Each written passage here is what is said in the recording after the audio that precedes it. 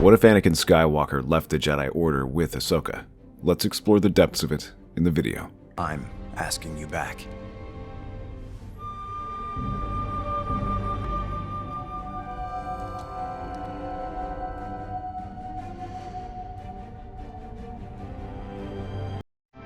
I'm sorry, Master, but I'm not coming back. Ahsoka, I need to talk to you.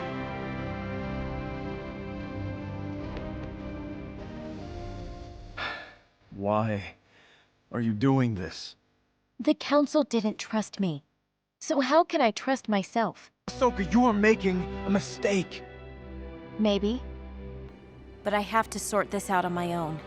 I understand wanting to walk away from the Order. I know. And you don't have to follow me. This is my choice. Then it's mine too. Anakin. I mean it. I'm not letting you walk away from all this alone. They were wrong. About you. About everything. I can't stand in that council room another day pretending I just trust their judgment. You still believe in the Jedi, though. I believe in what they're supposed to be, not what they've become. If you leave, you're giving up everything you worked for. No. I'm walking away from titles and politics, not from helping people. We can still do that. Our way. They start walking toward the temple gates together. The massive doors loom behind them like the closing of a chapter. Clones at the entrance glance at them, unsure if they should salute. Anakin nods at them once, and they let the pair pass without a word. As they cross the courtyard, the noise of the city grows louder. You really think we can make a difference outside the Order? We've made the biggest differences when the Council wasn't telling us what to do. Christophsis, Mortis, even saving the Chancellor on Naboo. None of that came from following orders. You also broke a lot of rules doing that. Exactly. Anakin and Ahsoka leave the temple behind, speeding through Coruscant's crowded skies until the city swallows its towers. They settle into a dim, oil-scented hangar deep in the lower levels, far from the Council's reach. Days blur as they chase distress calls and strike quickly without oversight. Victories stacking, but shadows lengthening. At night, Anakin's visions sharpen, pulling him toward a danger he cannot yet name. Padme sits in her apartment, reading Anakin's encrypted message on her datapad. She smiles faintly at his words about helping people directly, but the smile fades when she thinks about the dangers. She knows Anakin sees leaving the Jedi as a chance for them to be open about their marriage, maybe even to have her travel with him. But she also knows that would put both of them in the crosshairs of political enemies. She looks out at the city's glowing horizon, her expression caught between pride and worry. You're free now, Anakin. But I just hope you're safe. 2 months have passed since Anakin walked away from the Jedi Order with Ahsoka at his side. Life beyond the temple was quieter, but no less demanding. They've taken small missions for trusted allies, avoiding direct involvement in the Senate's politics, working in the shadows to help people hurt by the war. For the first time in years, they've had the freedom to choose their own battles, yet both carry an unspoken restlessness. Not long after his departure, Obi-Wan had reached out to bring him back, but Anakin sent a firm transmission stating his decision to leave the Order. The exchange turned into a tense argument, ending with Obi-Wan reluctantly accepting his choice and informing the Council. For now, only the Council knows the truth of his departure. Despite their new path, the war is never far away. On long nights between missions, Anakin still speaks to Padme through encrypted transmissions. Their conversation's a fragile thread of normalcy in the galaxy still teetering on the edge. Then, one evening, as Coruscant's skylanes glow with streams of traffic, an encrypted military transmission cuts through their private comm. The voice is Rex's, low, urgent, and edged with something Anakin hasn't heard from him in years. Fear. General, it's Fives. He's found something. Big. He's not safe. What? What happened? Is he hurt? I can't explain over comms, sir. Too many years. You need to see for yourself. Rex, talk to me. What's going on? I'm sorry, General. This isn't the kind of thing I can say here. Please, just come. Send me your location. We're on our way. Ahsoka meets his eyes. No words needed. She can feel the tension rolling off him, the way his jaw tightens at the unknown. Without another exchange, they grab their gear and head for a small civilian transport, keeping low under the radar as they descend toward a secure medical wing. Inside the quiet, dimly lit facility, they find Fives lying on a bed, hooked to recovery monitors. He looks pale but alert, his armor in pieces on a nearby chair. Rex stands by the door, hand resting on his blaster, watching every shadow. What happened, Rex? Fives? Generals, I don't have much time. They'll come for me. You have to listen very carefully. This is... Slow down. Tell us everything. Fives breathes deep and begins. He tells them about the inhibitor chips implanted in every clone from creation. He describes how one malfunctioned in his brother Tup, causing him to kill a Jedi without warning. Tracing the source, he uncovered Kaminoan involvement in a deeper plan, something called Order 66. His voice shakes when he says the name Darth Sidious. It's not just about one clone. It's all of us. When the order comes, we won't have a choice. You're saying someone is planning to use the clones to wipe out the Jedi? Not someone. The one in charge of everything. Rex nods grimly, confirming he has seen the scan results in the Kaminoan data himself. The proof is damning. They give Fives medical files, the chip's removal records, and his personal audio log. While Fives rests from the chip removal procedure, Anakin and Ahsoka decide to meet with Bail Organa to secure political support. Rex stays behind to guard Fives, unaware of how little time remains before danger finds him. Anakin and Ahsoka meet Bail Organa and Mon Mothma in a secluded Senate chamber, laying out the evidence from Fives. Bail urges them to take it straight to the Jedi Council, warning the danger will grow with every delay. Anakin refuses, bitter over how the Council treated Ahsoka, certain they'll bury the truth. Ahsoka presses him, reminding him this threat is bigger than both of them and could destroy the Republic. Reluctantly, Anakin agrees, vowing to keep Fives under his protection. They leave the Senate, unaware that Commander Fox already moves to intercept. In the hallway outside, boots striking against durasteel in perfect rhythm. The sound grows louder. Then, the doors slide open. Commander Fox steps in with a full squad of Coruscant Guard clones. The crimson armor gleams under the sterile lights, every movement sharp and deliberate. None of them speak at first. By order of the Republic, we are here to take ARC Trooper Fives into custody for questioning. He's injured. He's not going anywhere without my approval. That's not your call, Captain. If I can talk to the Council, they'll listen. Maybe they'll stop this before it's too late. Fives, this isn't the way. Something's not right. We don't have a choice. This is bigger than us. Reluctantly, Rex steps aside. His gut tells him this is wrong, but he follows. The group moves down a narrow service corridor toward the hangar. Their boots echo against the walls, the sound cold and hollow. As they walk, Fox's hand drifts to the side of his helmet. A faint, encrypted tone pings through his comm. Only he can hear it. His face doesn't change much, but his eyes harden. The corridor opens in a dim hangar lit only by strips of blue light along the walls. The transport waits at the far end. Fives slows his steps, glancing around. He feels it too. Something's off.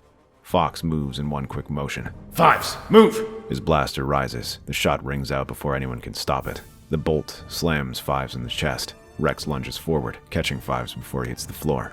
No! Stay with me. Find the truth. His hand falls away from Rex's arm.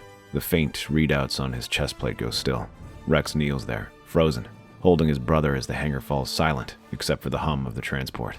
The Coruscant Guard stands in formation, faces unreadable under their visors. Why did you do this? Tell me, Fox. It wasn't my choice, Captain. His voice is tight, but his stance doesn't waver. He signals to his squad. Secure the area. We're done here. Without another word, Fox turns sharply and marches out. The Coruscant Guard falls in behind him, their boots echoing in the hangar until the sound fades into silence. Only the low hum of the transport remains as Rex keeps holding Fives, staring down at the brother he couldn't save. The doors to the hangar slide open behind them. Anakin and Ahsoka run in, stopping cold when they see Rex kneeling on the floor with Fives in his arms. What happened? They executed him. No trial, no council, just a direct order from the Republic. What do we do now? Without Fives, how will we make the Council believe us? We don't have to make them believe us. We just have to warn them. This moment stays burned in all their minds, not just because Fives is gone, but because it proves that the enemy is already inside the Republic. 2 days after meeting Bail Organa and Mon Mothma, Anakin Skywalker walks into the Jedi Council for the first time since leaving the Order. The air feels heavier than he remembers. Mace Windu speaks first, his voice cool. Skywalker, Senator Bail Organa contacted us.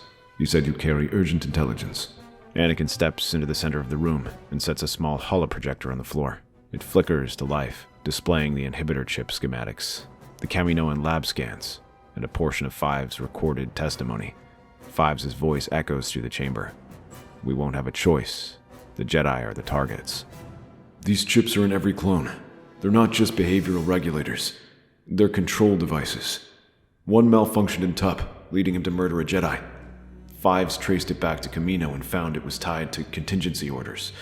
Order 66, and the one behind it, Darth Sidious. You're asking us to take the word of a trooper who was declared unstable and dangerous. Reports state that he tried to attack Commander Fox and other personnel before his untimely death. He wasn't unstable. He was desperate. He was assassinated to silence him. I saw the reports. I spoke to Rex. Fives didn't stand a chance once the truth got too close to the wrong people. And how do we know these wrong people aren't simply a story to justify erratic behavior? This is exactly why I left the Order. You'd rather doubt the messenger than face the possibility you've been compromised. Master Windu, even if the account is flawed, the evidence warrants investigation. Ignoring this could be dangerous. True, it is. Much risk there is in dismissing what we cannot yet explain. Very well. Quiet observation only. Alert Jedi to remain cautious around clone units and avoid relying on them in critical situations. Skywalker, if this is as big as you say, we need more. Investigate further. No, I'm not here to take orders. I don't work for you anymore. The only reason I brought this here is because Ahsoka cares about your order. That's it. I don't. Without waiting for a response, he turns and walks out. The council remains in uneasy silence. Obi-Wan watches him go, his expression unreadable.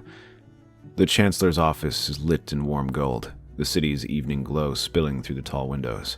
Palpatine rises from behind his desk as Anakin enters, greeting him with a smile that feels almost paternal. Anakin, my boy, it's been too long. I've heard you've been keeping busy outside the temple walls. I want to ask you something directly. Have you heard of Order 66? A rather obscure military contingency, if I recall correctly, designed during the earlier war days. I believe by the Kaminoans and the Republic Security Council. Why do you ask? Because a clone, Fives, died trying to warn us that these orders are tied to something far darker. He claimed that they came from someone named Darth Sidious, and from the Republic. Darth Sidious? Yes, I've heard the name, whispered by the Separatists. But you know how rumors work, Anakin. The war has bred 1,000 phantom threats. I fear this Fives may have been manipulated, perhaps by Dooku himself. That's exactly what the Council says. But if Sidious is real, and this order exists to target the Jedi, then we must consider who benefits from planting such fears. If the Jedi begin suspecting their own soldiers, the Grand Army will fracture. The Republic will be vulnerable. Dooku would seize the advantage instantly. And as far as for the claim about my office, Anakin, you know as well as I that every military order passes through layers of bureaucracy. My signature is on thousands of authorizations. That doesn't mean I craft each one. So you're saying it's a separatist trick? I'm saying be careful where you place your trust. The Jedi Council has never truly appreciated your unique talents. They fear what they cannot control. But I have always believed in you, Anakin. If there is a conspiracy, it is not the Jedi who will uncover it. It is you. Anakin looks away toward the Coruscant skyline. His instincts scream that something isn't right, but Palpatine's words land exactly where the Chancellor wants them to, feeding both doubt and pride. You have a rare gift for seeing beyond the surface. Trust it. And remember, my boy, sometimes the enemy is not who you think it is. Anakin leaves the office no more certain than when he arrived. The Chancellor's voice lingers in his mind, mixing with Five's dying warning. Somewhere in the tangle of half-truths and politics, he knows the real threat is still out there. But which side is it on? He cannot yet decide. While reviewing the decrypted Kaminoan files in Bail Organa's private holochamber, Anakin, Ahsoka, and Bail uncover something startling. An upcoming encrypted transmission between Count Dooku and a source identified only as Master Transmission Node, Coruscant Executive Channel. Ahsoka realizes it's the Chancellor's private communication line. Anakin is stunned, and Bail shares the gravity of what this could mean. Knowing it's their only lead, they decide to secretly infiltrate the meeting to trace the call and confirm the truth.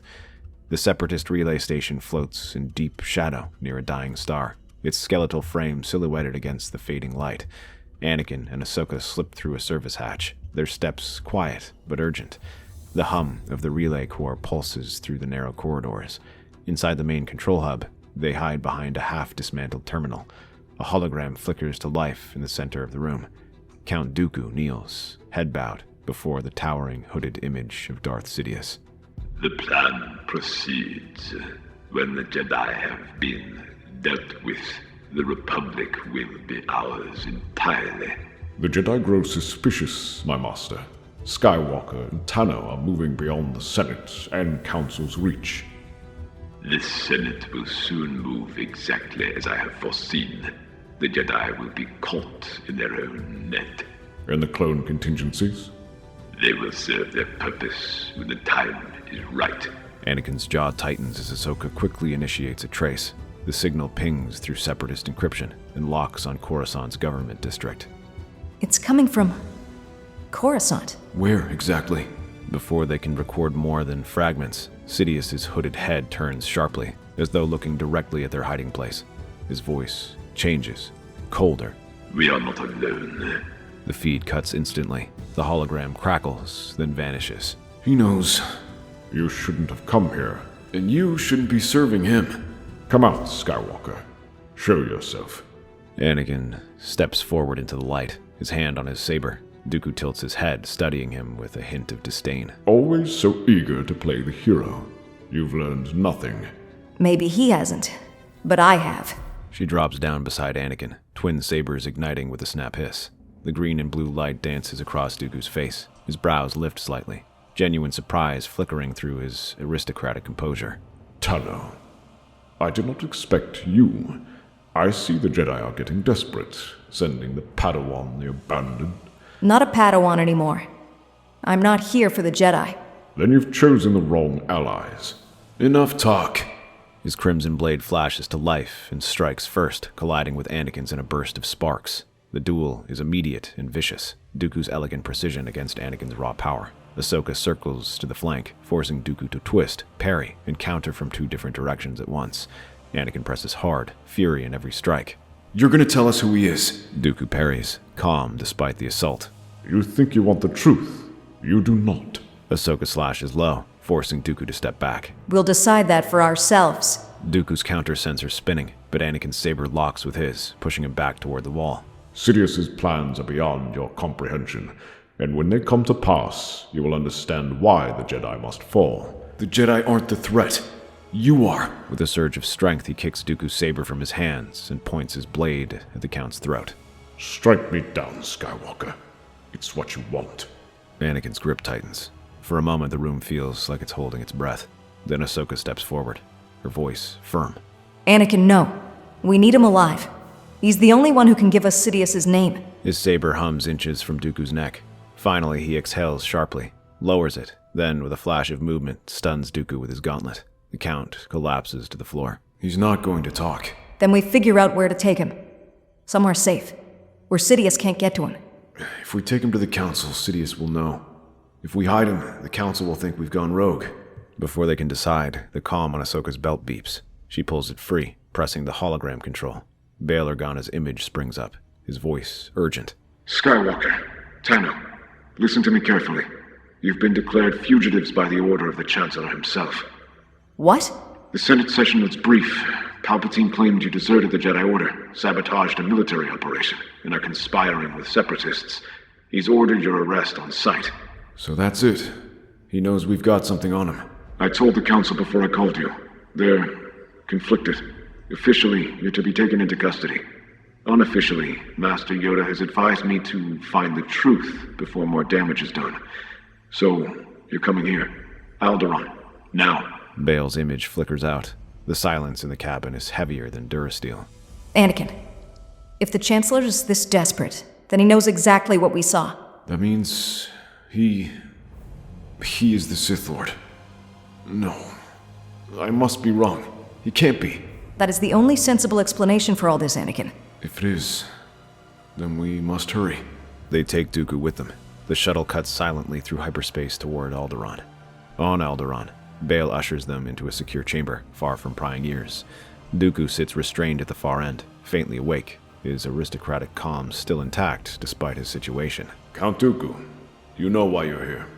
They risked everything to get you off that station alive. Alive?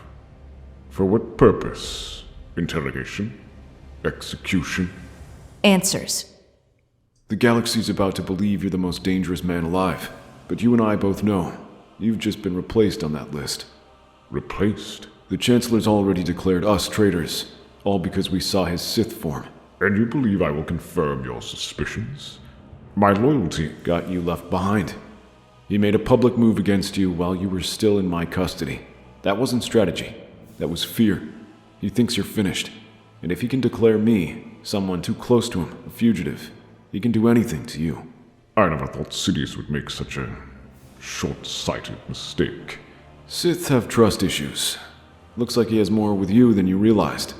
He made this move while you were already captured, Count. He didn't try to save you. He didn't even wait. He wrote you off as a liability and moved to consolidate his own power. He's not just replacing you, he's erasing you.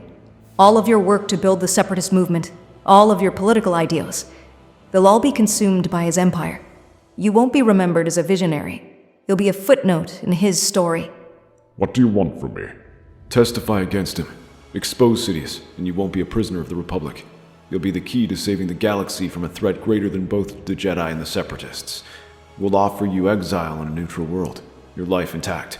Sidious will offer you only silence and death. And why should I believe you, Skywalker? It is better than believing a Sith, I'd say. After what you've witnessed, still believing in him wouldn't make any sense. All these years, I believed we were shaping the galaxy together, that my role was essential. Guess he disagreed. Darth Sidious is your Chancellor. Then we need you to say that to the Senate. The Senate will not believe me. They'll believe the evidence. Now it's up to you. To testify there and to do something good, or stay quiet. Just like a side character. Because with this much chaos in the Republic, we will get the truth on our own, sooner or later. Dooku studies Anakin and Ahsoka for a long time. Then, almost imperceptibly, he nods. Bail Organa pulls every string he has to convene an emergency closed-door meeting in the High Council chamber of the Senate. Only senior senators, the Jedi Council, and select security officers are present. The atmosphere is electric, a storm waiting to break. An encrypted transmission from Padme reaches Anakin, demanding to know why the Chancellor has branded them traitors. He tells her the truth, but urges her to stay away for her safety. She refuses, insisting she must attend the Senate hearing. Accepting her choice, Anakin warns her to be careful before the link cuts, leaving him uneasy. What you're about to see and hear will shake the Republic to its core. I ask that you weigh the truth above all allegiances. The hollows show Camino and logs proving every clone carries an inhibitor chip, confirmed by Lama Su's testimony. Encrypted recordings reveal Darth Sidious ordering the Jedi's extermination, his voice matching the Chancellor's. Finally, Anakin and Ahsoka's footage captures Sidious and Dooku admitting the war is their joint design. For over a decade, the Republic and Separatists have been pawns in a single game. The architect of this war is not Count Dooku. It is Darth Sidious, the Sith Lord you know as Sheev Palpatine. The great doors open. Palpatine enters, flanked by loyal senators and red-robed guards, his expression a mask of wounded dignity. My dear friends, I came as soon as I heard this outrage. Then you'll hear the rest, Chancellor. At Bail's signal, Captain Rex and Commander Fox step forward. Both have recently undergone chip removal and testify under oath. Captain Rex is a loyal soldier, but soldiers can be coerced.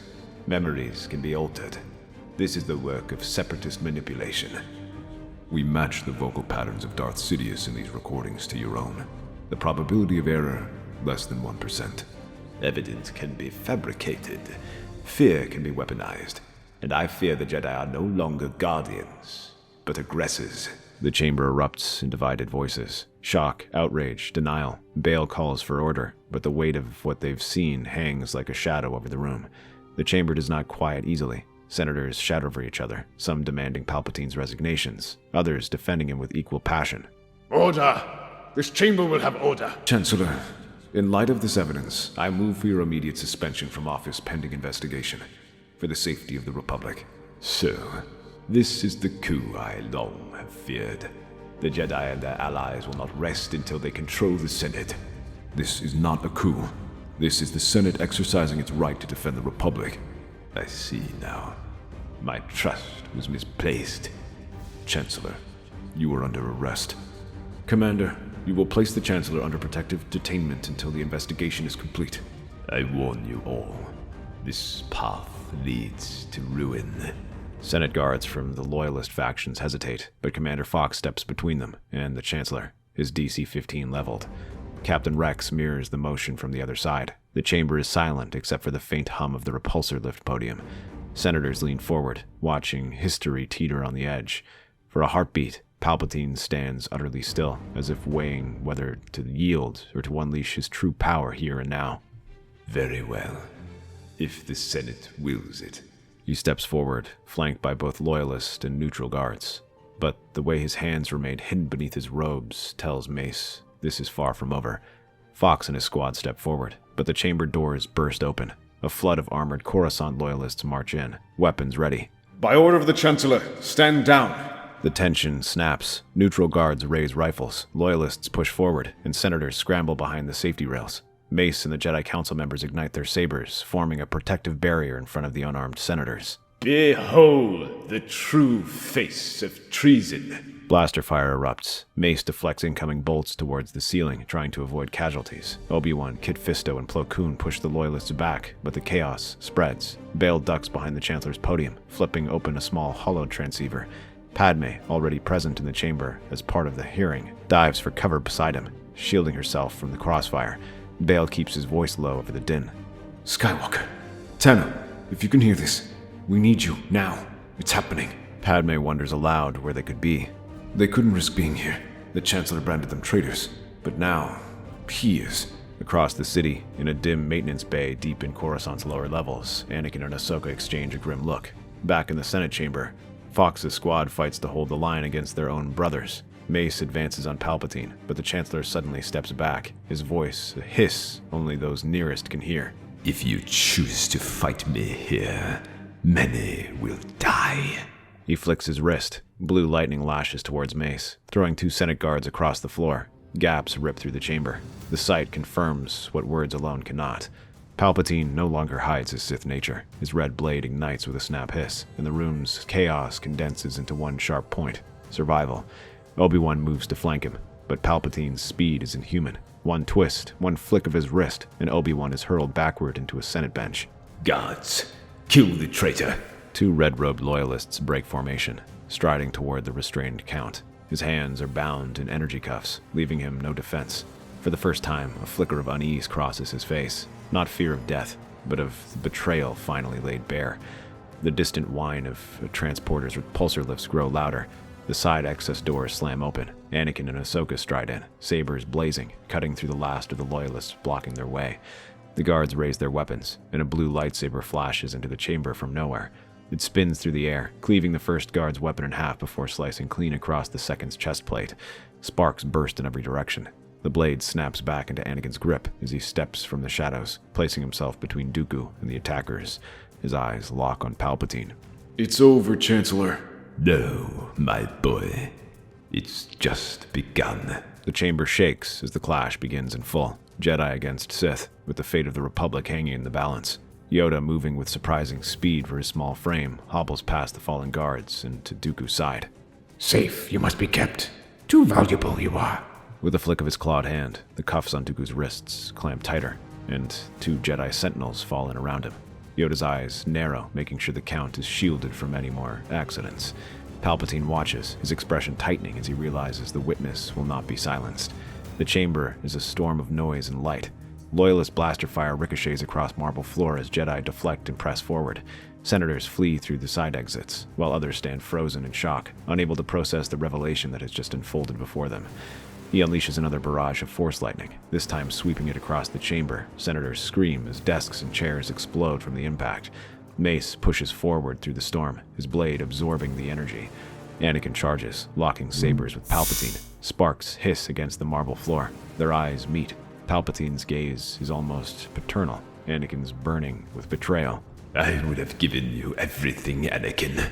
Power, Freedom. A place beyond the petty rules of the Jedi. You would have destroyed everything.